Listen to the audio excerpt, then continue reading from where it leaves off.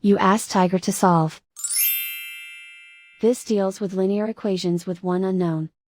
The final result is x equals -19/18. Let's solve it step by step. Simplify the expression. Group like terms. Simplify the arithmetic. Group all constants on the right side of the equation. Subtract 19 from both sides. Simplify the arithmetic.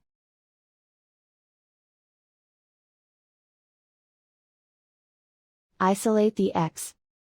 Divide both sides by 18. Simplify the fraction. And so the final result is x equals -19/18.